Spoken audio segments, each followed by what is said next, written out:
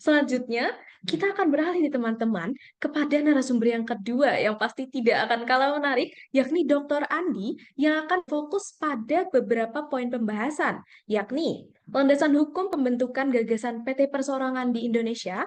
Kedua, potensi PT Perseorangan mendorong target pertumbuhan ekonomi pemerintah sebesar 8%. Ketiga, keuntungan dan persoalan yang dihadapi UMKM dengan adanya PT Perseorangan. Dengan pemaparan poin-poin materi tadi, pastinya teman-teman jadi tambah penasaran nih, gimana ya jawaban dan juga paparan materi. Oleh karena itu, kepada Dr. Andi dipersilahkan. Terima kasih moderator Mbak Bikri, yang saya hormati para narasumber. Kebetulan sudah diawali oleh Pak Andriansah ya Warman. Terima kasih Pak. Sebenarnya materi yang sudah Bapak sampaikan itu sudah mengambil materi yang akan saya sampaikan. Jadi saya alhamdulillah berkurang waktunya. Terima kasih atas kerjasamanya. Baik Pak. Eh, Assalamualaikum warahmatullahi wabarakatuh. Selamat siang menjelang sore.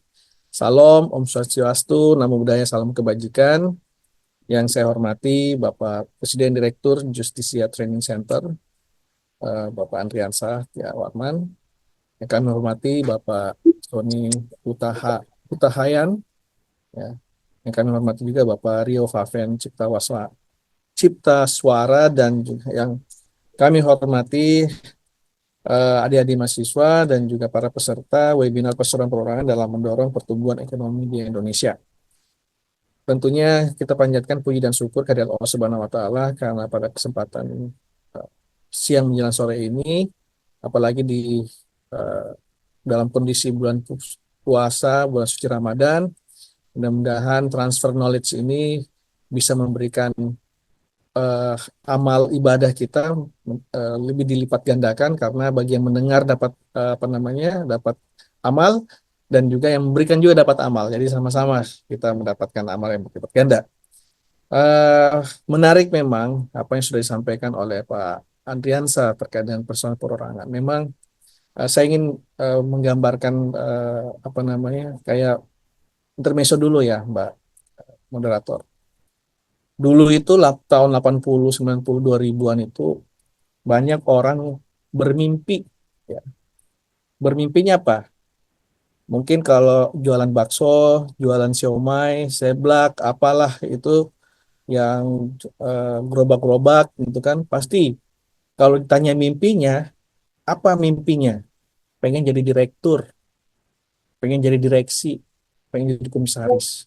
Mungkin kalau teman yang dengar itu ngetok kepalanya, ah mimpi aja loh kan gitu, mimpi aja loh gitu. Nah, namun dengan adanya Undang-Undang Cipta Kerja ini, ya, apalagi dalam ketentuan seperti pasal 1 itu, kemudian di pasal 153, itu ternyata sudah menyebutkan tentang selain PT PT Persekutuan, ternyata ada juga Badan Hukum PT Perseroan. Jadi mimpi yang tadinya adalah mimpi itu kemudian menjadi kenyataan. Saya pernah ketemu dagang sate Madura, cukup laku. Kemudian saya tanyain, eh, saya tanyain, saya panggilin Cak aja kan, kalau Madura kan dari Jawa Timur kan.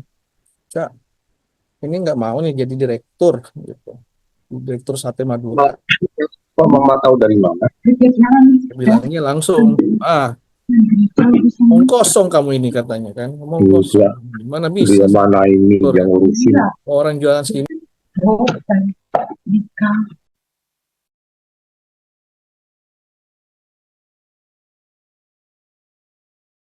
Akhirnya dia tertarik, dan bagaimana caranya.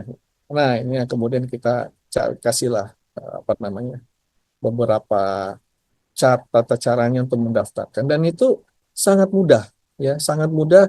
Hanya dengan 10 menit mendaftarkan, selama sesuai dengan persyaratan, itu sudah bisa didaftarkan, ya. Misalnya dia hanya punya KTP, kan? Kemudian dia punya NPWP perorangan, ya.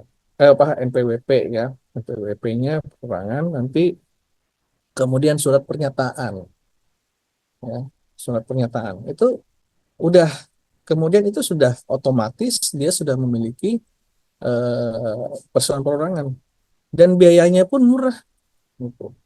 Mungkin kalau ada adik-adik di sini pelajar yang kemudian ingin apa namanya mendaftarkan sebagai persoalan perorangan, boleh saja, mudah dan murah. Hanya 50.000 itu sudah bisa memiliki PT perorangan. Orang nggak percaya gitu. Karena memang ini sudah amanah, ya, amanah dari turunan dari Undang-Undang Cipta Kerja, isi doing business. Jadi bagaimana kemudahan untuk berusaha yang diberikan oleh pemerintah, sehingga inilah kita mencoba menyasar teman-teman UMKM untuk yuk jadikan usaha kalian itu memiliki badan hukum. Kenapa? Supaya ada perlindungan hukumnya. Mereka sudah memiliki perlindungan hukum, ya. Dengan akses perlindungan hukum mereka juga bisa pinjam modal, ya, kemudian bisa nanti mengembangkan dan sebagainya, apalagi ditambah dengan laporan laporan keuangan. Itu bisa dilihat, bank itu akan melihat nih, ini naik nggak nih. Kalau dia serius sebagai pengusaha, ya, pelaku usaha, dia akan serius, dia akan dilihat rasio kenaikan keuntungan, ya, dengan pengeluaran itu dilihat dengan laporan yang sederhana nantinya, sehingga meyakinkan bank itu untuk meminjamkan bola. Nah, saya ceritalah. Nanti saya akan sampaikan success story, ya, success story orang yang memiliki PT perorangan. Nah, kita lihat bahwa sebagaimana data dari Kementerian Koperasi dan UMKM ini belum terpisah, ya, datanya belum terpisah waktu itu tahun 2019 usaha mikro kecil dan menengah ini tercatat 65,4 juta unit, ya, yang ada di seluruh Indonesia, di seluruh Indonesia. Mungkin kalau di Jogja saya nggak tahu kalau di Jogja ini berapa apa namanya, tapi yang jelas di Jogja itu termasuk banyak juga pelaku-pelaku usaha UMKM.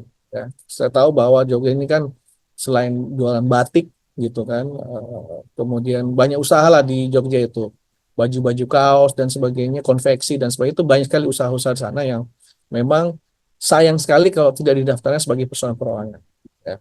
Nah, kemudian apalagi ini akan menyerap tenaga kerja sebanyak kurang lebih 113,8 juta orang. Ya. Jadi kalau bilang rata-rata itu satu perusahaan perorangan bisa merekrut 2 sampai 3 orang. Nah, ini lumayan apa namanya memberikan lapangan kerja juga bagi orang membutuhkan. Apalagi kalau kondisi sekarang ini banyak terjadi banyak PHK nih, ya. Nah, solusinya adalah bagaimana dia kemudian direkrut dalam PT perorangan itu untuk kemudian mengembangkan usaha tersebut. Nah, kemudian itu tadi bahwa ini kita memang perlu sinergitas, ya.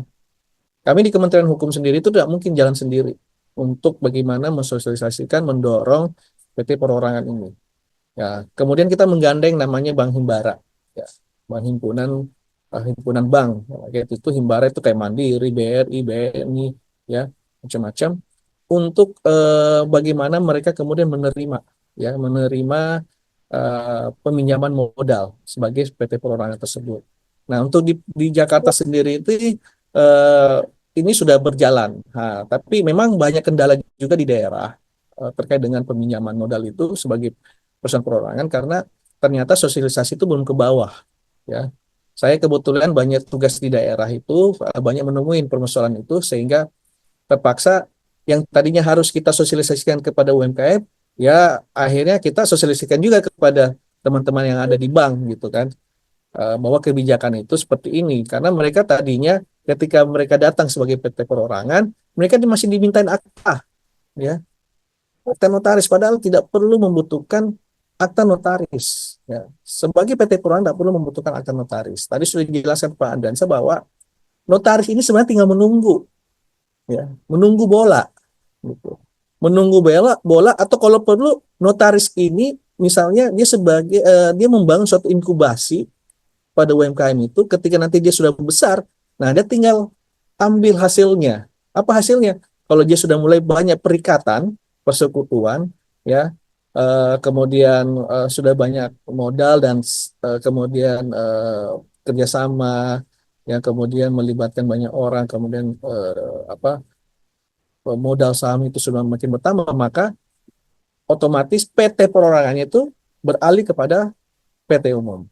Nah, dengan cara apa? Dia harus membubarkan dulu PT atau dihapuskan dulu PT perorangannya, baru dia beralih kepada PT umum tersebut. Nah, ini ini yang apa namanya yang perlu diberikan pemahaman kepada teman-teman di wilayah di daerah karena masih belum sinkron ya kebijakan di pusat maupun di wilayah. Tapi alhamdulillah kita juga punya perpanjangan tangan di wilayah yaitu kantor wilayah Kementerian Hukum yang selalu intens untuk memberikan pemahaman tentang persoalan perorangan dan juga apa namanya memfasilitasi ya pendaftaran persoalan perorangan.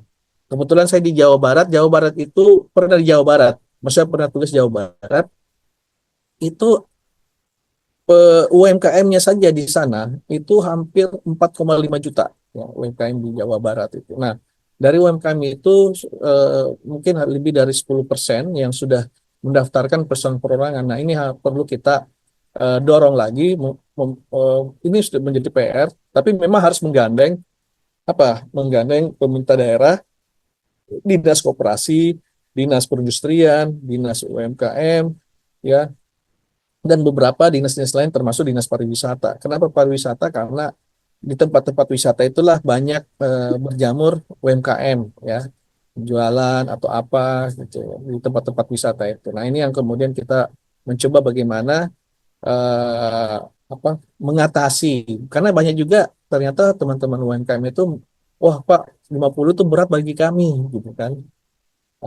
Ya udah, nanti kita akan kerjasama dengan pemerintah daerah, kita dorong ya pemerintah daerah yang bayarin 50.000 doang gitu kan.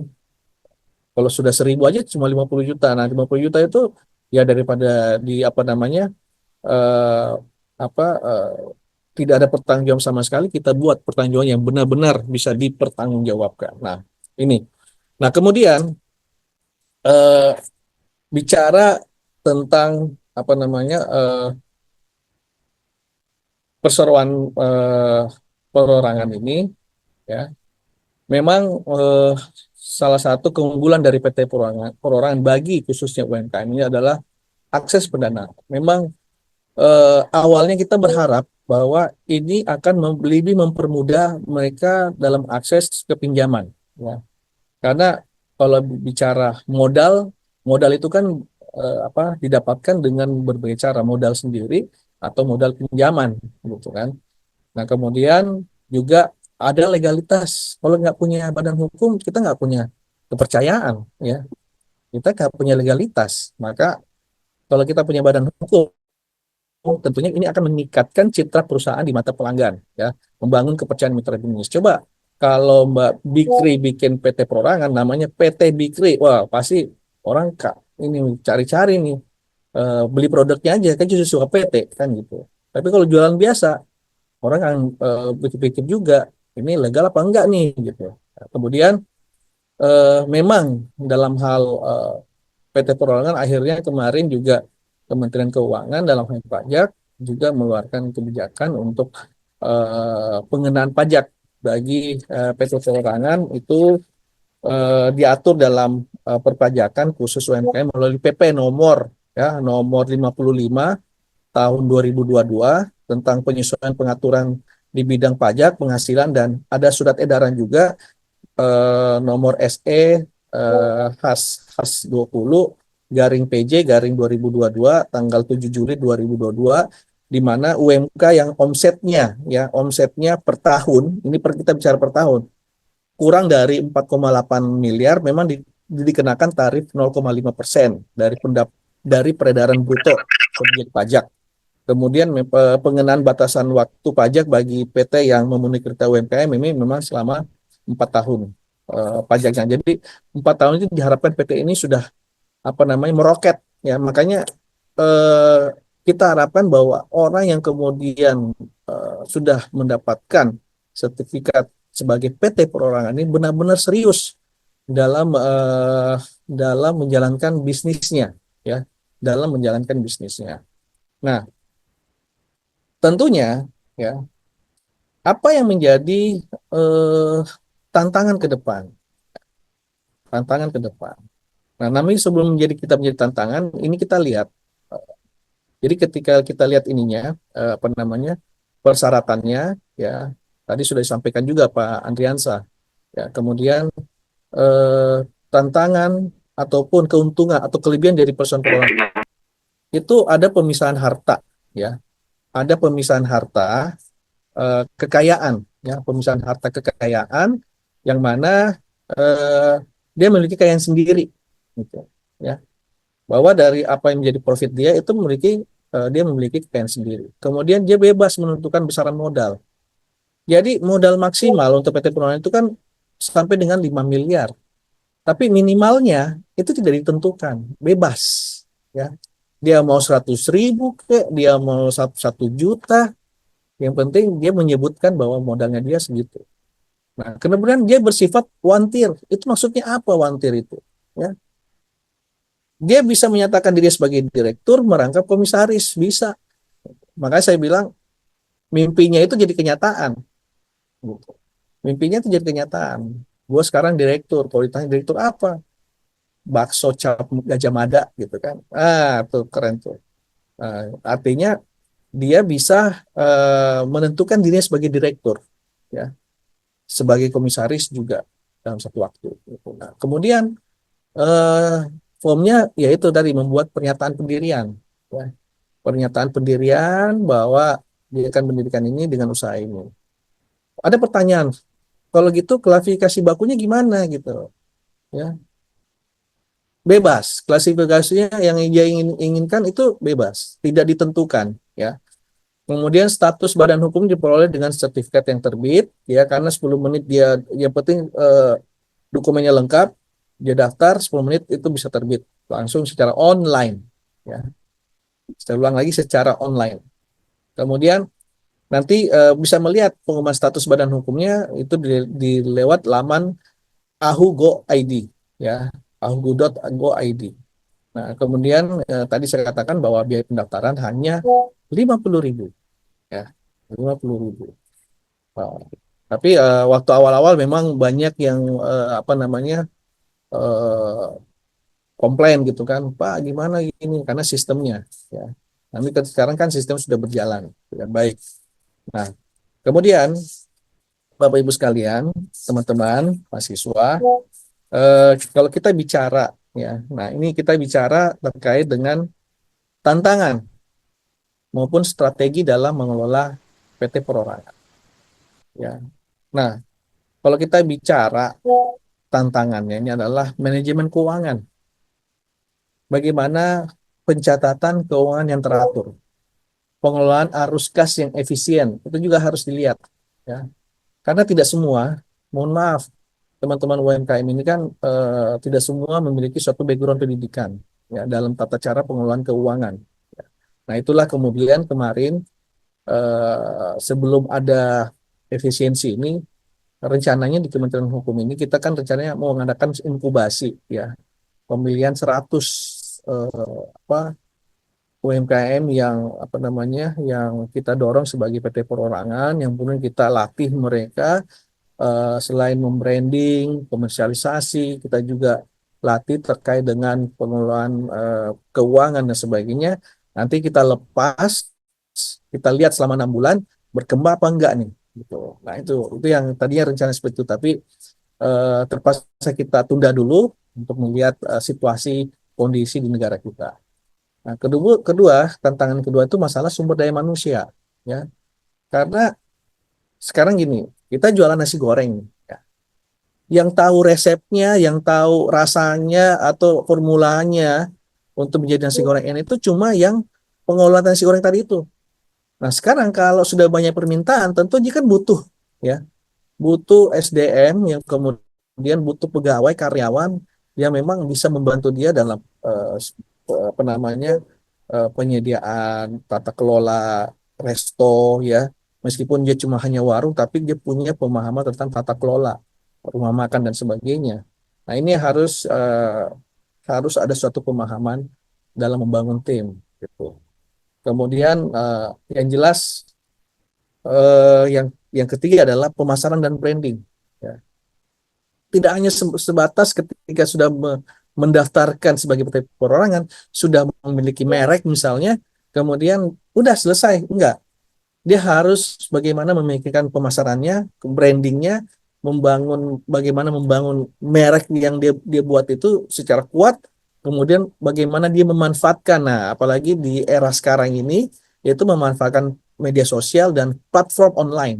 Ya, dia harus bisa memanfaatkan semua itu. Nah, kemudian yang paling penting dalam tantangan strategi ini adalah bagaimana dia melakukan inovasi dan nilai tambah itu adalah satu kunci utama ketika ingin memajukan usahanya, ya. Termasuk beradaptasi dengan persaingan pasar, ya. Beradaptasi dengan persaingan pasar. Apa kita sudah lihat kan banyak eh, secara case itu banyak usaha-usaha itu gulung tikar ketika apa namanya mereka tidak mampu beradaptasi, ya, tidak mampu beradaptasi. Nah, ini yang menjadi tantangan ke depan. Nah, selain itu juga beberapa hal yang menjadi tantangan adalah perpajakan, ya. Memang beberapa kondisi, ya, ini karena apa? Karena memang belum dipahami, ya. Memang dipahami, ada juga meminta akta notaris, perpajakan, bank terkait penerbitan NPWP, padahal itu kan tidak perlu. Nah, ini sudah kita kondisikan, kita sudah sampaikan bahwa tanpa harus ini, karena sekarang kan sudah sistem online, sudah apa namanya terintegrasi, ya. Begitu dia daftar NPWP-nya, maka secara otomatis dia akan keluar NPWP PT perorangannya, ya, badan usahanya, ya, secara otomatis. Kalau kemudian error, ya mau tidak mau dia harus memang mengambil di tempat ini. Tapi biasanya secara online, begitu dia daftar PT perorangan di sistem AVO itu, kita sudah terintegrasi dengan pajak yang kemudian nanti secara otomatis keluar NPWP-nya, ya, NPWP badan usahanya. Kemudian bantuan pembiayaan juga, ya. Makanya laporan keuangan sangat penting, ya. Kalau dia masih ragu-ragu punya PT Perumahan tapi masih ragu-ragu, bank juga akan ragu-ragu meminjamkan. Jadi jangan serta-merta berpikir bahwa gue PT Perumahan gue pinjam nih uang di bank. Ya, bank juga harus lihat lu serius apa enggak nih, itu kan. Lihat dulu dong apa namanya laporan keuangan, jangan sampai eh, pengeluaran apa namanya modalnya sekian, pengeluarannya lebih banyak, itu akhirnya besar pasak daripada kayu kan, besar kayu daripada pasak gitu kan. Nah itu yang lebih lebih bahaya lagi gitu lah. Kemudian dari laporan bantuan pembiayaan, kemudian laporan keuangan, memang banyak pelaku usaha PTP ini yang belum mengerti cara pengisian laporan keuangan. Tapi kita sudah punya template di dalam itu bagaimana apa neraca keuangan itu diatur, ya, secara sederhana, ya. Itu dalam aplikasi itu. Jadi tinggal bagaimana dia menyesuaikan, ya. Itu kan sebenarnya kalau kita dulu belajar di SMP, SMA, kita belajar tentang neraca keuangan, bagaimana pengeluaran, bagaimana pemasukan, kemudian balancingnya bagaimana, itu kita sudah paham seperti itu. Nah, kita harapkan bagaimana transfer knowledge ini kepada pelaku usaha PTP ini. Kemudian tantangan berikutnya adalah penguasaan teknologi. Tadi saya katakan bahwa setelah dia komersialisasikan, branding, pemasaran, itu kan mereka harus menggunakan sekarang platform-platform online, termasuk media-media sosial. Nah, ini kalau mereka tidak bisa apa namanya beradaptasi dengan tantangan seperti ini, nanti bikin menu makanannya nanti fotonya yang biasa saja gitu kan. Kalau saya termasuk orang yang kemudian termakan banyak iklan gitu. Lihat fotonya, wah keren nih makanannya, kayak gede kan. Begitu saya beli, datang dianterin sama GoFood, ya kecil banget saya bilang gitu kan. Ya termasuk apa ya, tapi nggak apa-apa lah, ikhlas aja gitu kan. Tapi enak, ya enak. Apa namanya, rasa nambah gitu kan, nanti rasanya nambah. Ya, nah. Kemudian ini memang dalam pemanfaatan teknologi ini sangat dibutuhkan, misalnya digital marketing, fotografi produk, gitu kan, copywriting gitu. Sehingga ini harus membutuhkan skill dalam penggunaan teknologi. Nah, mungkin teman-teman yang sebenarnya ini bisa menangkap peluang ya buat teman-teman di UGM ini adalah gue mau jadi fotografer makanan deh gitu. Bikin PT perorangannya kan bisa. Bisa banget gitu kan. Atau mau jadi digital marketingnya. Oh, bisa banget. Dibangun digital marketingnya, dibikin platform yang di Instagram atau di YouTube ya.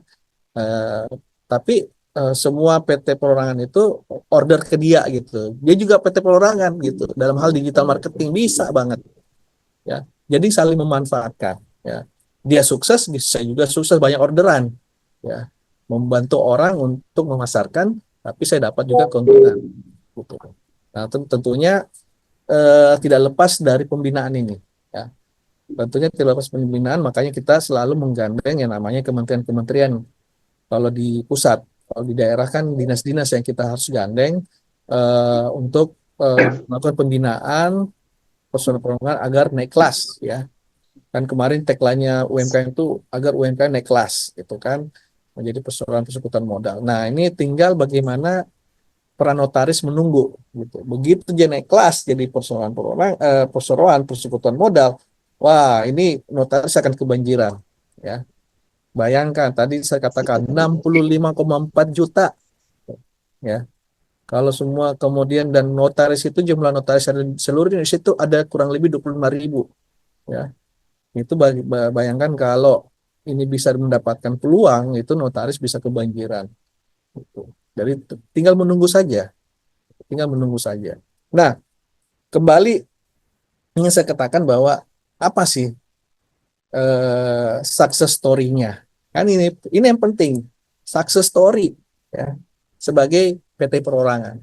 Pertama, sebagai contoh, eh, mungkin teman-teman pernah mencoba yang namanya kopi kenangan.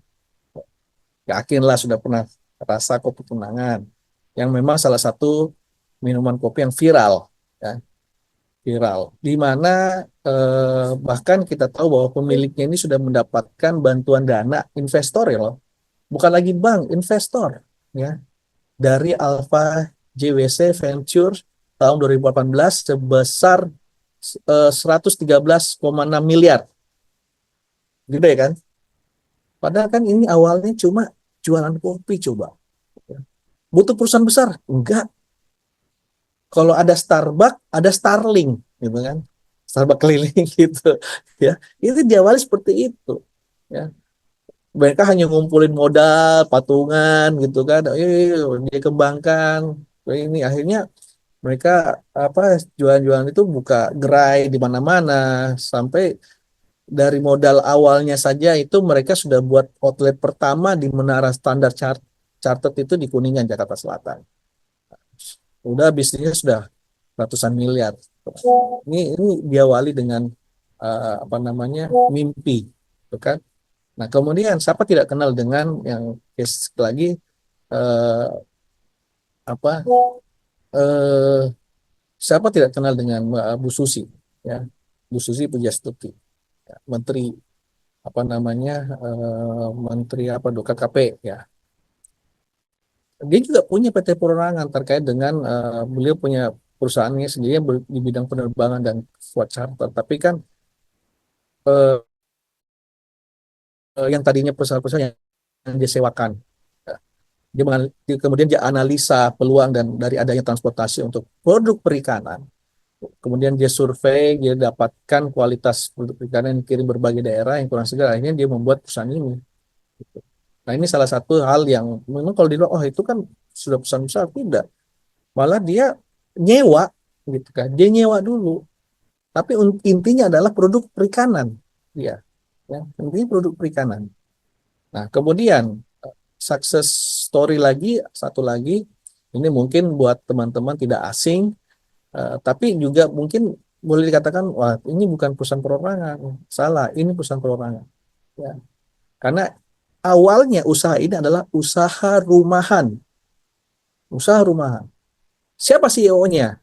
Ibu Nurhayati Subakat, ya, yang membuat brand Putri untuk salon. Ada tuh. Ya. Ya, kemudian dia berkembang, munculnya brand terkenal di Indonesia atau apa yang namanya Mbak siapa namanya Mbak Bikri tahu nggak apa usahanya yang terkenal? Aduh, masa nggak tahu? Hah? Ini kalangan perempuan terkenal banget loh, usaha rumahan. Dia bikin putri apa namanya salon putri apa salon apa namanya tuh eh, Putri untuk salon brandnya. Ada yang tahu? Kira-kira yang tahu nggak? Wardah itu diawali dengan usaha rumahan, usaha story. Itu itu Wardah. Nah, kemudian terakhir ada satu contoh lagi perusahaan perorangan itu terkenal yaitu Mayora. Ya. Yang awal ini dari perusahaan perorangan juga milik Pak Jogi Hendra Atmaja. Perusahaan ini sukses karena dia tahulah kan kalau bicara Mayora apa yang diproduksi? Ayo Mbak, Mbak Bikri apa kira-kira dia produksi apa? Mayora. Teh pucuk, Apalagi? Apalagi? biskuit, Pak. Ya, jadi dia membuat berbagai produk makanan dan minuman terkenal seperti biskuit Roma, Kopiko, termasuk oleh mineral gitu. Jadi ini hal yang kemudian sebenarnya diawali dengan PT Perorangan. Ya. Jadi bukan tidak mungkin lagi usaha ini sudah menjadi sukses dan menjadi besar, ya. Kemudian juga ini bisa terjangkau dan mudah.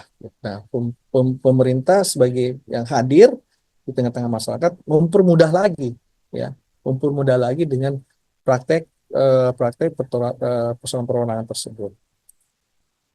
Ini yang hal-hal yang mungkin saya bisa share kepada eh, Bapak Ibu sekalian, teman-teman, adik-adik semua. Mudah-mudahan bahwa yakinlah bahwa apa yang kami dalam hal pemerintah memberikan kepada yang terbaik kepada masyarakat itu tentunya hal yang positif meskipun memang kita masih perlu apa namanya sinergitas, kita masih perlu kerjasama, kita masih perlu koordinasi dengan hal-hal yang mungkin bagi masyarakat masih berat nih pajaknya 0,5 gitu, apalagi kita kalau sudah keuntungan 4,8 miliar gitu kan, keuntungan 48 miliar mintanya pajaknya rendah. Kayak gimana sih kayak gitu ya. Eh, Kecuali kalau keuntungannya masih 5 juta per bulan gitu kan, nah mungkin itu tidak terasa tuh pajaknya. Mungkin itu aja Bapak Ibu sekalian, terima kasih atas kesempatan yang diberikan. Saya kembalikan kepada moderator. Assalamualaikum warahmatullahi wabarakatuh. Waalaikumsalam warahmatullahi wabarakatuh. Keren sekali, Dokter Adi. Terima kasih atas pemaparan yang sangat luar biasa ya. Tadi kita bahkan diberitahu contoh-contoh ya teman-teman, PT-PT yang besar menurut kita, tapi ternyata diawali dengan PT perseorangan nih. Nah, ternyata setelah kita mengerti kalau PT perseorangan ini memiliki potensi yang besar ya untuk menjadi PT yang umum atau PT lebih besar. Nah, sekali lagi terima kasih kepada Dokter Andi atas pemaparan materinya yang sangat luar biasa tadi.